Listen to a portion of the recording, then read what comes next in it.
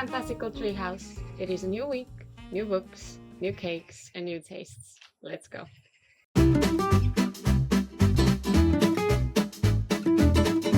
For first book, or shall I say a saga, is Shield of Sparrows.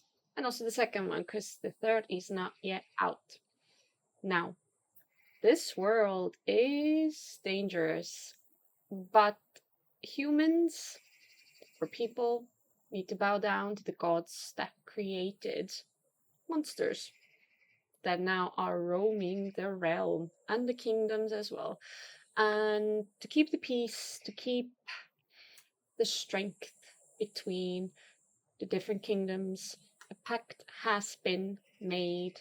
And every sparrow, a woman, is married off to another kingdom's prince so that their world may somehow still prosper. And so Odessa Wolf is a princess, but not the chosen one, and for some reason comes across from Tura, another kingdom, across the seas, across the monster roaming seas, comes Savior Wolf, who then chooses not her sister, but chooses Princess Odessa to be the starling for him, alongside a man who is accompanying that said prince, the warrior, who is also speaking for the behalf of this man. Now, they make the pact, they sign the marriage agreement, and off she goes to Tura to what in the beginning is for her father to be a spy, because no one has gotten to the capital of Tura, nor do they know where it is. But also to kill the warrior, who seems to be impenetrable and impossible to kill because he is strong, he is mighty, and no one knows where he's gotten that strength. Yeah, a lot of monsters, a lot of blood, and a lot of twists and turns across the both books, which were really good reads. I really didn't like it. Third one, I think there's only a third one still coming. I don't think there's more. I am definitely going to read it because I am eager to know how everything ends, how they solve some problems, save some kingdoms, and become who they are meant to be, if they will not die before all of that. But also, this book gave me danger. There was something all the time wrong. Like something was off, something wasn't clicking, whether it being the people that they were or who they were supposed to be, the lies that had been whipped, the deceit, the spying, the war, the hate, the weird monsters, the strange worlds, rituals, and just it needed to be, I don't know what's the word, but it needed to bring everything together. Yet it needed to have the elegance, it needed to have the death and this gore. But for me, the main thing was Lissa, because it was strongly across the books that it's something to be feared, it's something that's wrong, it's something that's rotting the monsters. Even though they already are monsters, they become so much worse, and whoever else is possibly infected. But I made um toasted walnut and pear tart, but I also made a pistachio layer. I needed to have Lissa, and that there's something wrong, I put a tiny bit of mint inside. I've never made pistachio cream with mint. That was very, very interesting for me to do. But it needed to be shocking. It needed to be this seeping experience. But alongside of this fabulous tart, I love making tarts, I also made a smoked pear whiskey sour. It needed to have this punch, this coldness. That's why I made a cold drink with alcohol, because you really need it. I thought in the beginning it might be some type of coffee. No, it's not. You need that strength. You need that courage, and that's why came this cocktail. I really like that, and it does have this supporting flavor.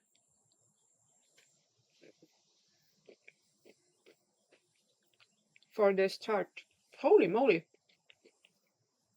I even made the walnuts golden because of where and the kingdom where Odessa came from, full of gold, full of wealth, and this grandiose royalty. But so out of place because she never fully was accepted, never fully was seen. And this Lisa with the green layer alongside this rich pear, it just works really well together. And then the metaphor of the tart itself, the kingdoms that are crumbling, if they will crumble, together. Oh yeah, good books.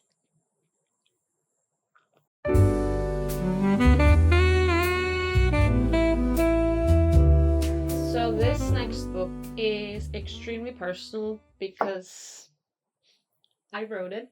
This is my baby. First of it's from the saga. Second one I'm almost done. And the third one will come also next year, I promise. But this is very personal. So this is a book that a woman is suddenly transported, taken away from her own world from 2021 and taken either back in time or into another world. We don't know. But with a prophecy, with a warning that she must save the world as the last chosen one, because it is her destiny. Now, what would you do if you were sent in the middle of nowhere with a pouch of coins and a sword strapped to your hip, and you had no idea what the hell to do? You don't know who you're up against. You don't know why is there a mark slathered on your wrist that's glowing and feeling like it has its own entity living under your skin with you, sort of also calling you to something. Now, what would you do if that all happened? And on the road, you meet other distant people, other companions who are sent there either for you or to go alongside that journey with you for one reason or another. Now, this was difficult because I know the story too well. I know exactly how the third book will end. I know how the second book will end. I know how the first book also was written and what's inside. So I couldn't just make this cake, this taste based on the one book that's out. I I needed to do the whole saga, how it really tastes for me. I might be biased, so I might have also done the taste according to what I like I'm doing for all of these books, because anybody can come and say, hey, I don't think they really taste like that. Fair enough. Tastes are different. People also have different taste buds, different likes and dislikes, and that's fine. But this story is intense. It is an epic journey full of trials and love and courage and growth and danger and darkness. And I can't also say how it really feels because I will be giving away the last book and the last moments of the story otherwise. But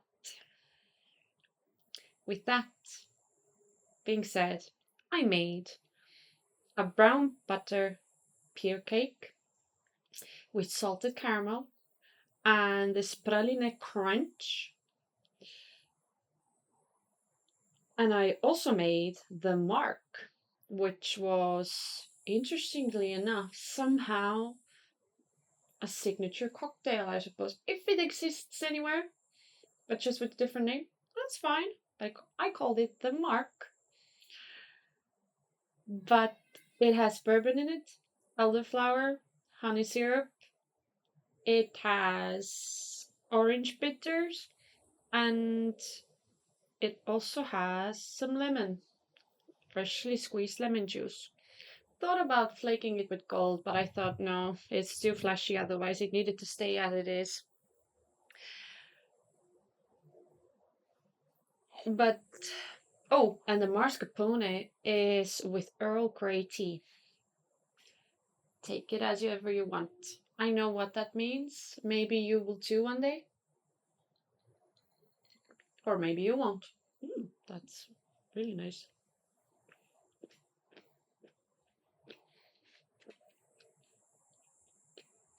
I thought about making a darker cake, not by color but by taste. But the essential feeling is family, it's destiny, it's finding your path and following your gut and just becoming really fully who you are alongside some other things. So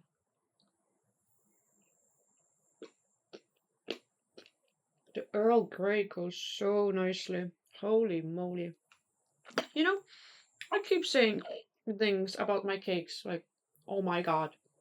But the thing is, I keep surprising myself because I don't even know half of the time what the hell I'm doing. But I'm liking it and it's fun. So I will keep doing it. And I will keep writing books and baking cakes. And apparently now also cocktails. Next one. If you've been thinking about traveling or where to go and are just tired of a plain old hotel rooms, then come visit us. We are residing in Estonia with 4 beautiful tree houses. It's among nature, birds, some crickets too, but it's beautiful, it's relaxing, and it's one of a kind. So come visit us, treehousestestonia.ee. That's treehousestestonia.ee. Let's check it out.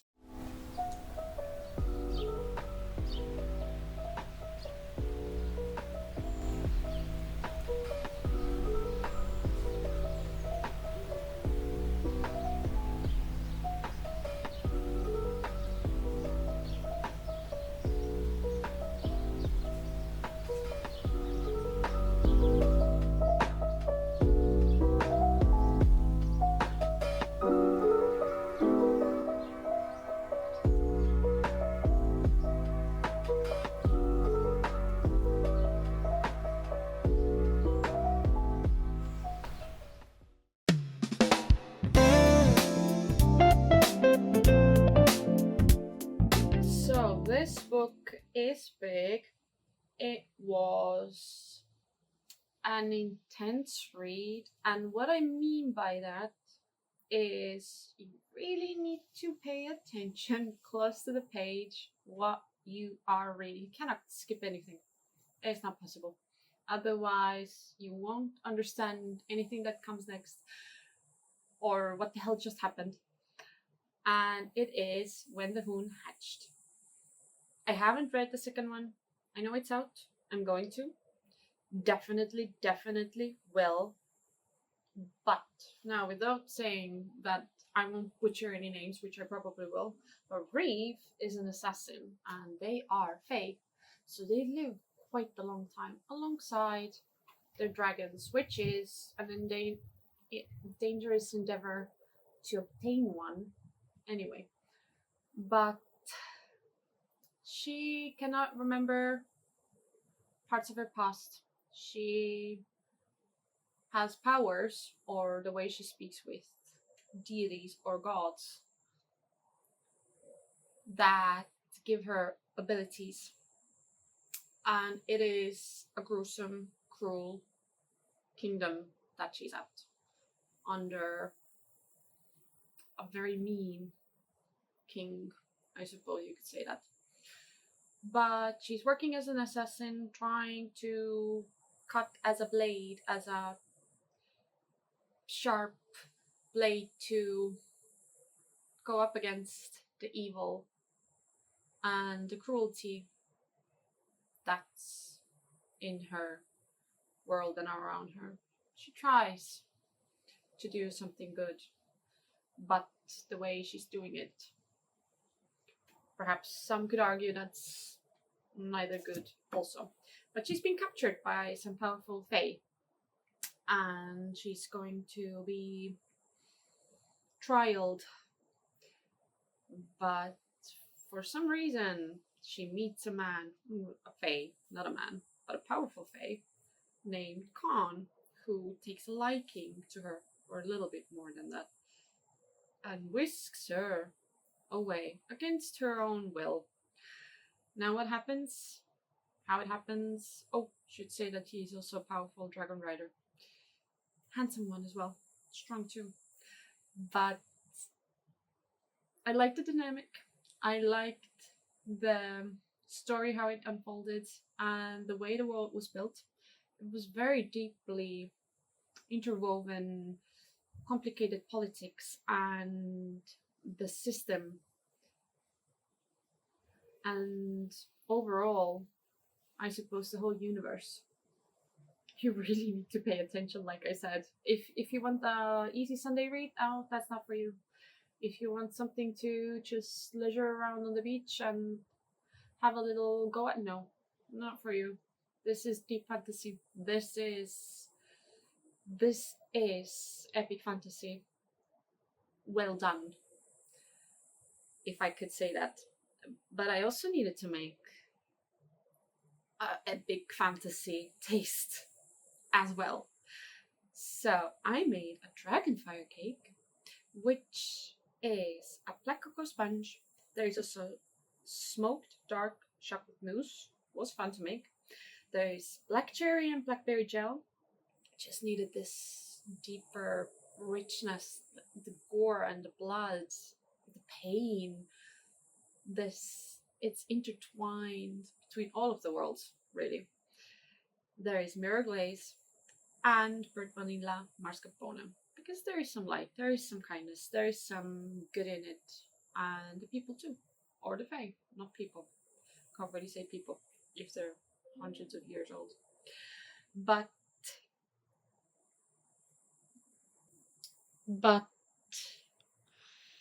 I also made a dragon's blood drink.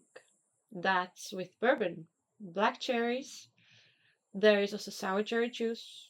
There is fresh lemon juice, honey syrup, and dashes of Angostura bites. It was fun to make. I'm having this week, all of them are cocktails. This is really a good week, I have to say for me. Cannot drive afterwards, but who cares? I don't have to drive today anyway. Yep, this packs a punch. I think visually also this drink, there used to be more ice, but now that I'm recording, it's melting because it's summer. So I think I can be forgiven. I can really taste the bourbon.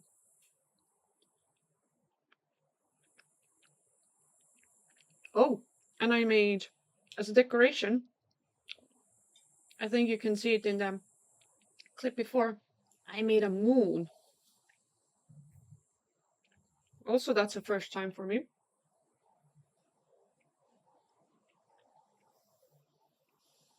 getting good at this. I'm really sorry. Maybe I should open a cafe or a bakery. Holy shit.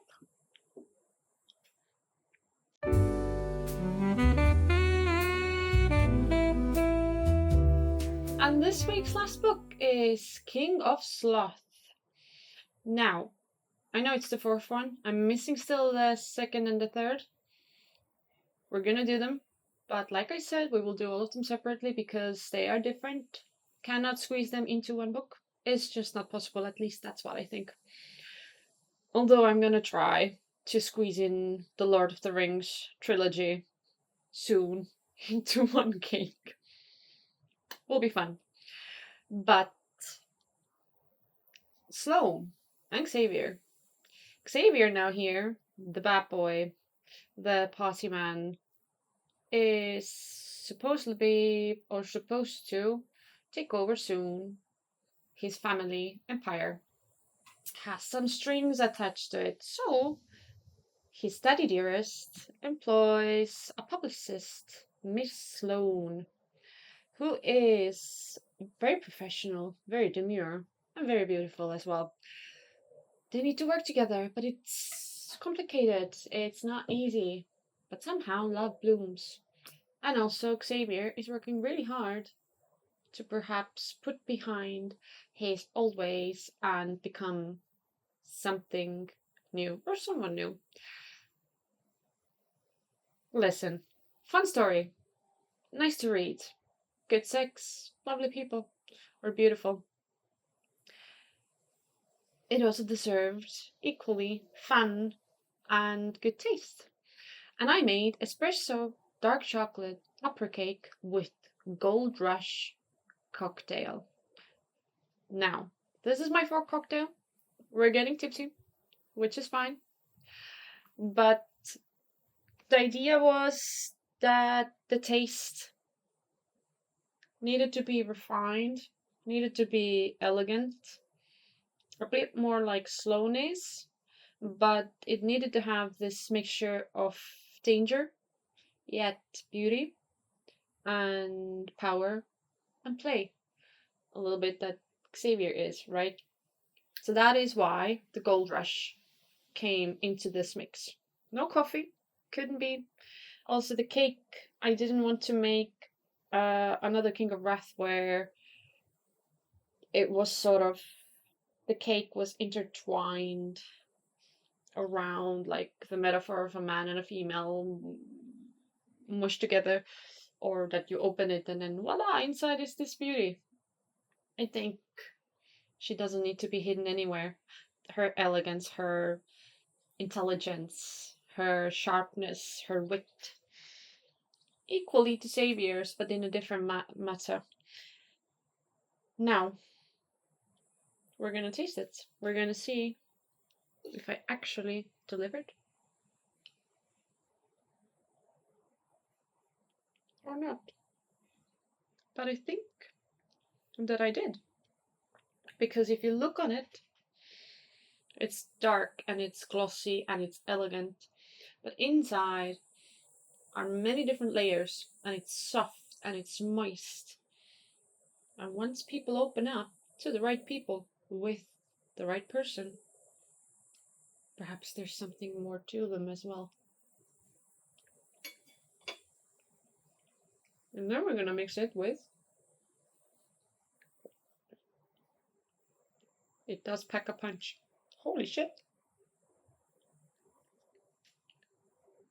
I mean, it works because the contrast, it clashes, but it supports as well, which I think is the whole story. So, these have been the books of this week. We're gonna have fun with the next week's books as well. There are going to be some bigger reads, some lighter reads, and we're gonna have, again, different tastes. Until next time.